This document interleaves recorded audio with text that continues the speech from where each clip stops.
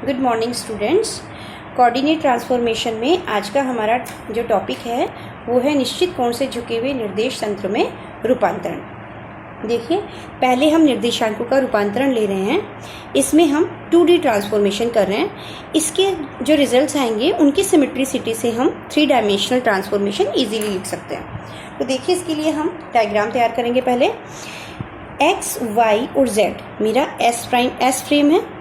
S निर्देश तंत्र लिया मैंने, एक्स वाई और जेड एक्सिस है उसकी, ओ मूल बिंदु है। इसी तरह से देखिए, इसकी एक्स एक्सिस से थीटा कोण पर मेरी एक्स प्राइम एक्सिस है। इसी तरह से इसकी वाई एक्सिस से थीटा एंगल पर मेरी वाई प्राइम एक्सिस है। और जो इसकी जेड एक्सिस है वो जेड प्राइम, वो जेड एक्सिस की संपाती है। इस फ्रेम को मैंने एस प्राइम फ्रेम नाम दिया है। देखिए, मैंने एक कण लिया है पी, जिसके स्थिति निर्देशांक एस फ्रेम में एक्स वाई है और एस प्राइम फ्रेम में एक्स प्राइम और वाई प्राइम है।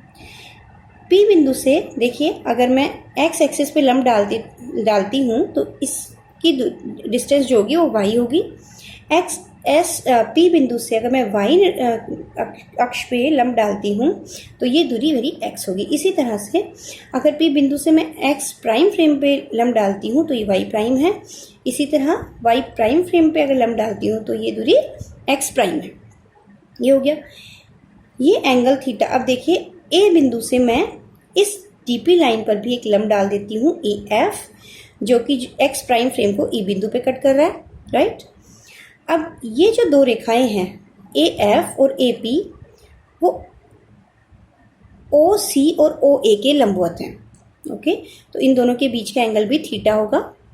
इसी तरह से ये angle F A P C के एकांतर कोण है, तो ये दोनों भी थीटा होंगे, ये आपस थीटा एंगल होगा ये, ओके। नेक्स्ट करते हैं हम।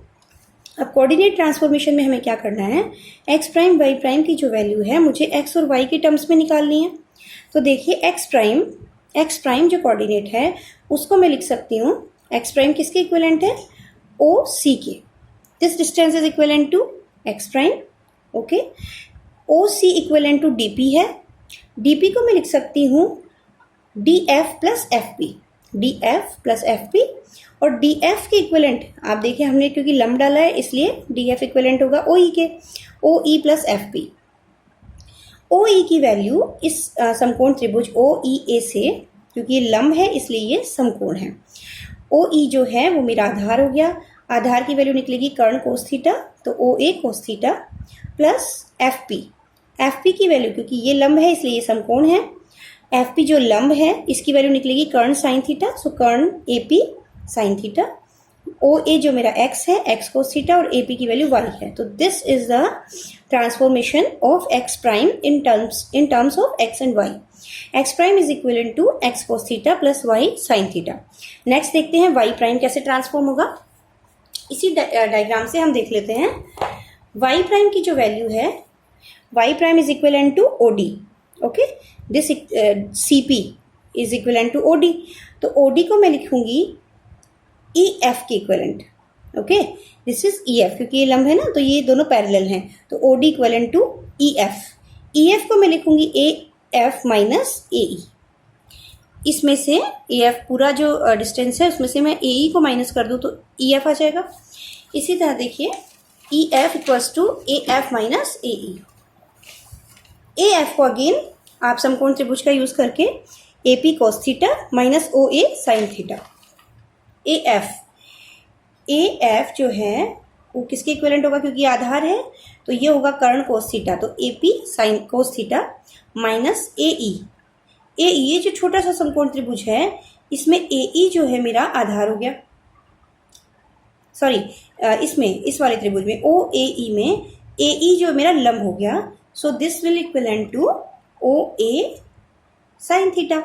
So this result we got y prime equals to y cos theta minus x sin theta. Okay. और x prime जो हमने अभी निकाला था x prime equals to x cos theta plus y sin theta.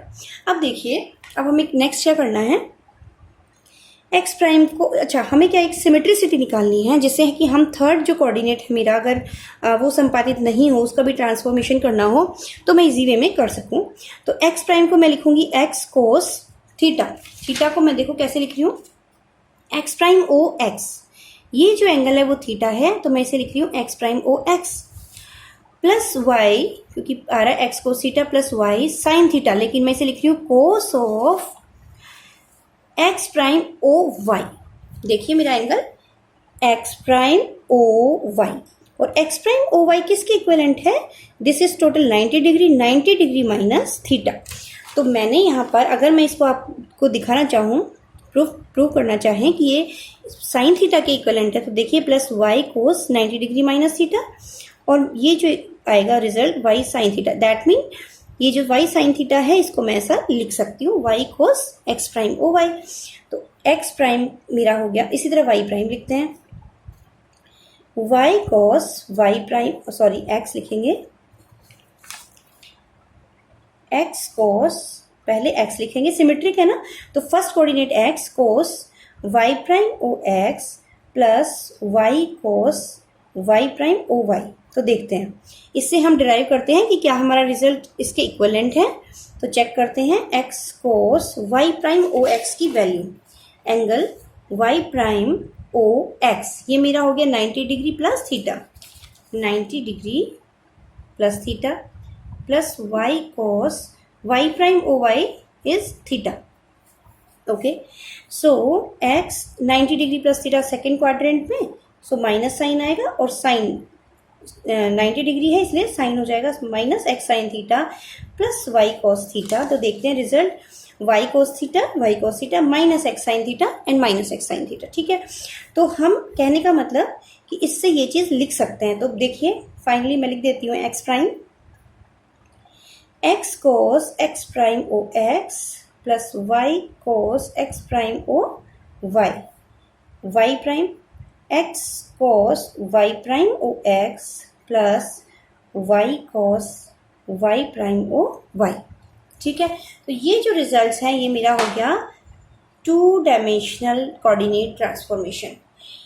इसी तरह से अगर सेकंड में 3 डायमेंशनल कोऑर्डिनेट ट्रांसफॉर्मेशन करना चाहूँ तो क्या होगा, माना कि जो एस प्राइम फ्रेम है इसके ऑल 3 एक्सेस जो हैं वो एस फ्रेम की एक्सेस पे थीटा एंगल से झुके हुए हैं, तीनों ही एक्सेस। तो देखिए इसकी सिमेट्रिसिटी से, बाय सिमेट्रिसिटी, क्योंकि यहाँ बोर्ड पे या पेज पे हमें 2 डायमेंशनल इजीली कर सकते हैं कोई भी डेरिवेशन, लेकिन 3 डायमेंशनल अप्लाई करना बहुत मुश्किल होता है, इसलिए हम सिमेट्रिसिटी से जो एक्स प्राइम वाई प्राइम और जेड प्राइम की वैल्यूज़ हैं वो पुट करेंगे। तो देखिए इसको मैं लिख सकती हूँ S X cos X prime O X plus Y cos X prime O Y plus Z cos X prime O Z. इसी तरह से y prime X cos Y prime O X plus Y cos Y prime O Y plus Z cos Y prime O Z, and Z prime X cos Z prime O X plus Y cos Z prime O Y plus Z cos Z prime O Z. इसमें एक चीज़ ध्यान रखने की है कि हमें हमेशा जो एंगल है उसमें कैपिटल एक्स और वाई और जेड का यूज़ करना है, बिकॉज वो एक्सिस को इंडिकेट कर रहे हैं, और जो बाहर ये हमारी कोऑर्डिनेट वैल्यूज़ हैं इसलिए हमें इन्हें स्मॉल लेटर्स में लिखना है। ठीक है, अब देखिए अगर मैं एक्स वाई जेड एक्सिस के कॉरेस्पॉन्डिंग जो यूनिट वेक्टर्स हैं उन्हें आई कैप जे कैप और के कैप से शो करूं, इसी तरह से एक्स प्राइम वाई प्राइम और जेड प्राइम के कॉरेस्पॉन्डिंग जो यूनिट वेक्टर्स हैं उनमें मैं प्राइम लगा दूंगी। तो देखिए जो एंगल है मेरा X cos X prime O X, उसको मैं लिख सकती हूँ I cap prime dot I cap. ठीक है, क्योंकि हमें पता है कि डॉट प्रोडक्ट में कोस आता है एंड द एंगल जो आता है वो उन दोनों के बीच के जो मेरे वेक्टर्स उनके बीच का एंगल होता है। तो एक्स और एक्स प्राइम के बीच का angle cos X prime O X, तो मैं इसे इस फॉर्म में लिख सकती हूँ। इसको मैंने A11 कंपोनेंट अज्यूम कर लिया। इसी तरह से cos X prime O Y को मैं लिखूंगी I cap prime dot J cap, this is A12। इसी तरह से cos X prime O Z, this is I cap prime dot K cap, this is A13। इसी तरह से हम नेक्स्ट आगे फर्दर लिखते जाएंगे। तो मेरा जो इक्वेशंस थी वो मेरी क्या रिड्यूस हुई next, X prime equals to X A11 plus Y A12 plus Z A13, Y prime X A21 Y A22 Z A23, Z prime X A31 Y A32 Z A33। ठीक है, अब इसको मैं देखिए ध्यान से मैट्रिक्स फॉर्म में लिख सकती हूँ। इन मैट्रिक्स फॉर्म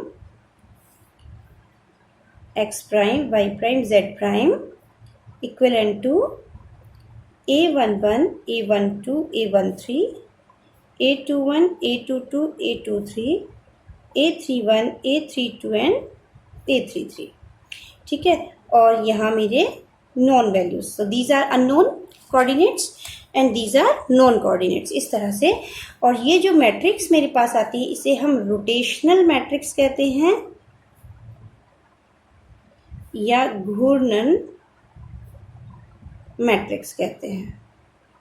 ठीक है, क्योंकि ये मेरी जो है ट्रांसफॉर्मेशन कर रही है एक कोऑर्डिनेट से दूसरे कोऑर्डिनेट फ्रेम में। ठीक है, इसको हम रोटेशनल, नेक्स्ट क्लास में हम वेग का रूपांतरण और त्वरण का रूपांतरण लेंगे। Thank you.